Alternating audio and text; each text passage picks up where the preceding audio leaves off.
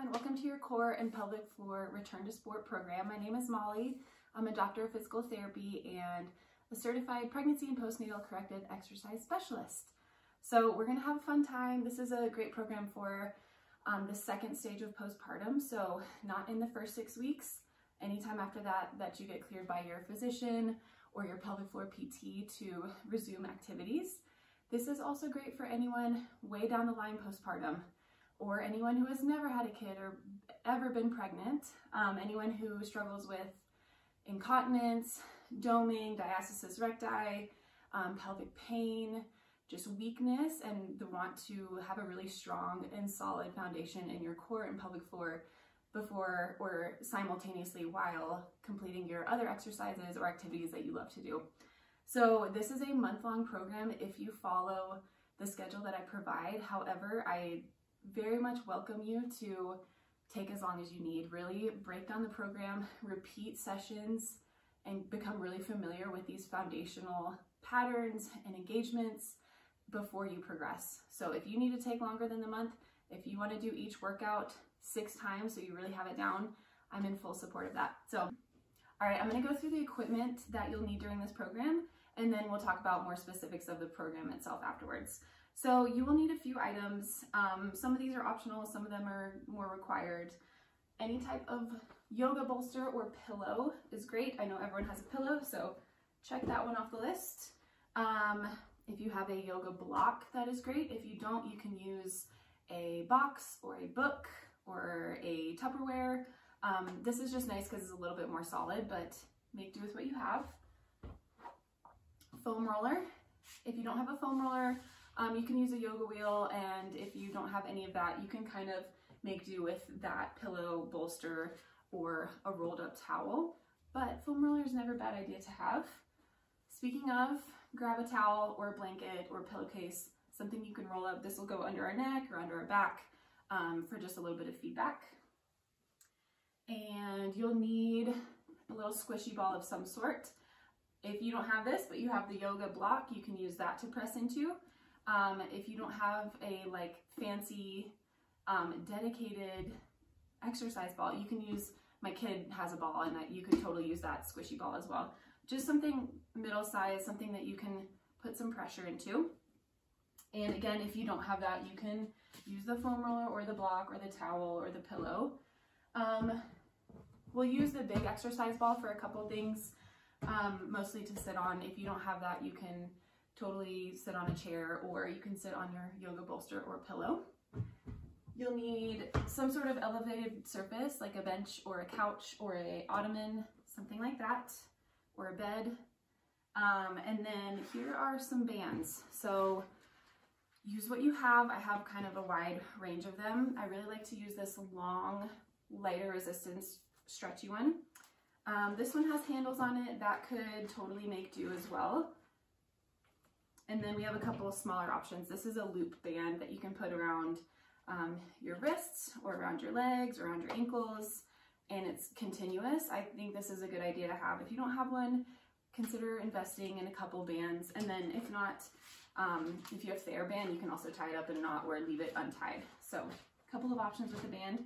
And then later, for the later stages of our program, we will need a weight of some sort, either a dumbbell or a kettlebell. I think we use both, but use what you have.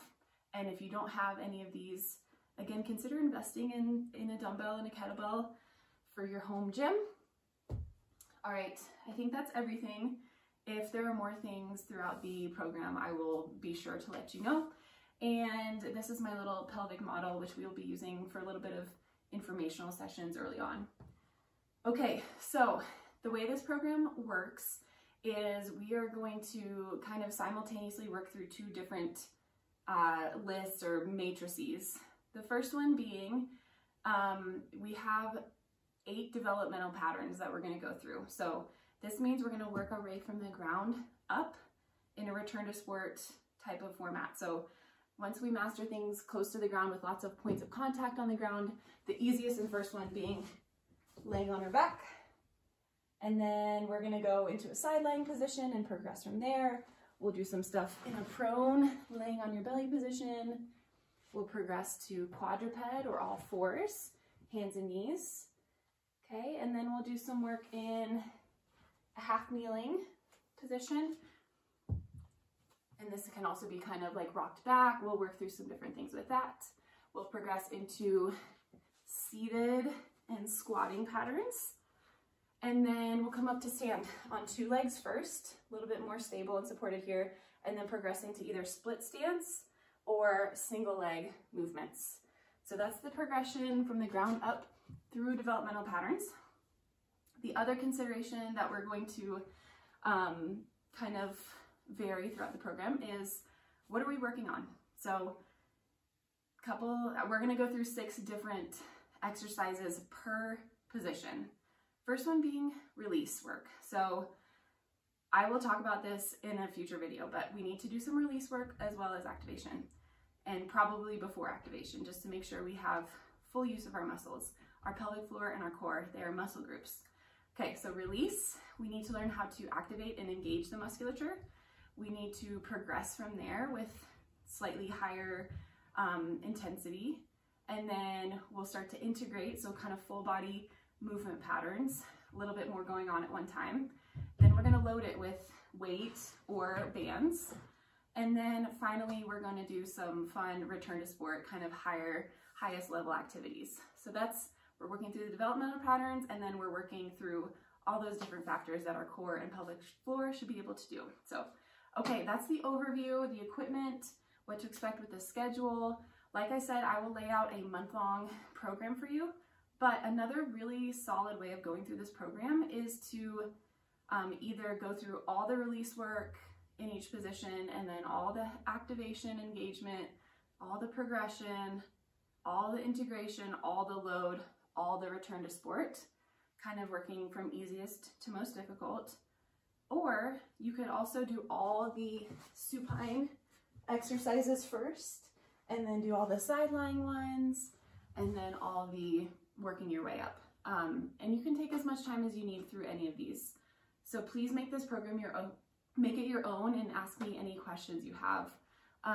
Okay, we're gonna do a couple videos of basic get to know your core and pelvic floor and breathing before we do exercises.